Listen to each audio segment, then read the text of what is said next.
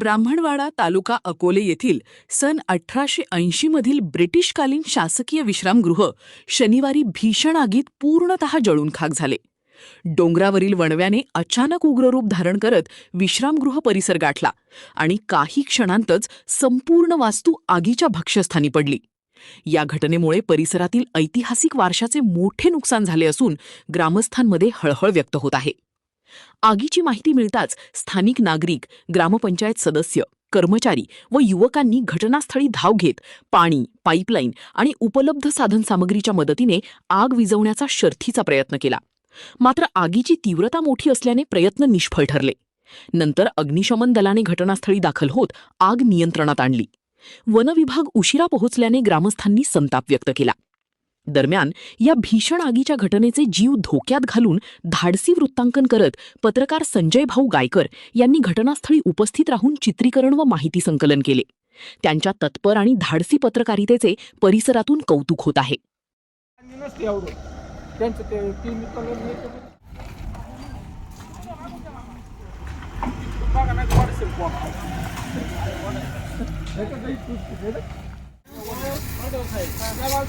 काम करू हे गाड करून पूर्ण घेऊ गाडी.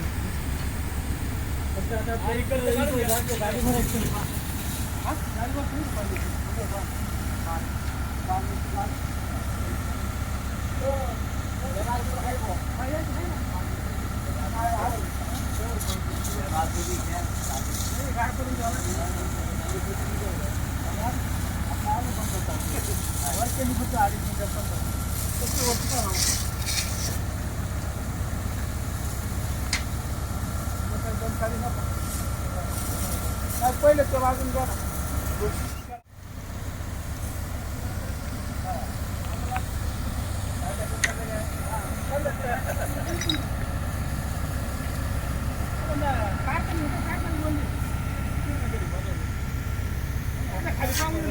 नमस्कार. आज आपण ब्राह्मणवाडा गावात आहे.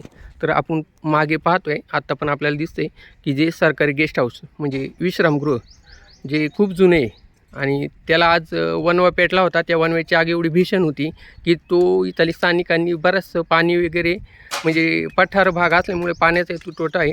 तर यांनी घरातून पाणी वगैरे आणून ही आग विझवण्याचा प्रयत्न केला, पण कोरडी गवत झाडं असल्यामुळे पाहू शकता तुम्ही ती आग एवढी भीषण होती. या वरच्या डोंगराला आग लागली होती.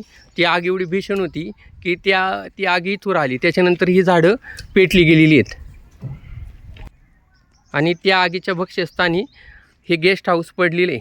तरी ते जे काही स्थानिक नागरिक आहे, कर्मचारी आहेत, ते ग्रामपंचायत कर्मचारी ते सांगतील कशा पद्धतीने आग विझवायचा प्रयत्न चालू आहे.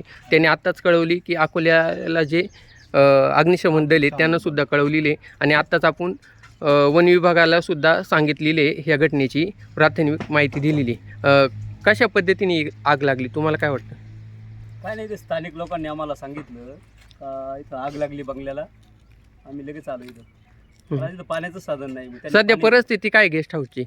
गेस्ट हाऊस सध्या बंदच आहे. ग्रामपंचायतच्या ताब्यात नाही ना, त्याच्यामुळे नाही. आता आग लागलेली आहे म्हणजे किती नुकसान? पूर्णपणे पूर्णपणे.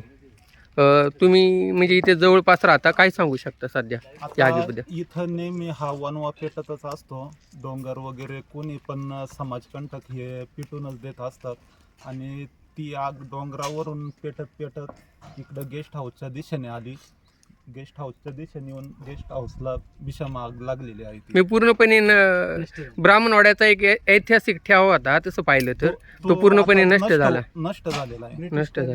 ब्रिटिश कालीन 1880 सालाचं म्हणजे तेव्हापासूनच हे गेस्ट हाऊस आहे.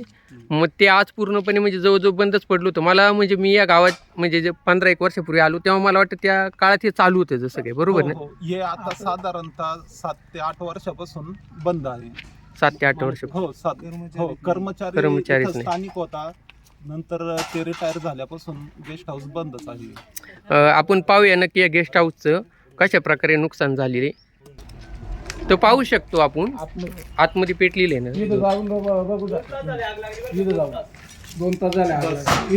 पूर्णपणे. बघा इथं जवळ तुम्हाला दिसेल, बघा किती म्हणजे आवाजही किती येतोय.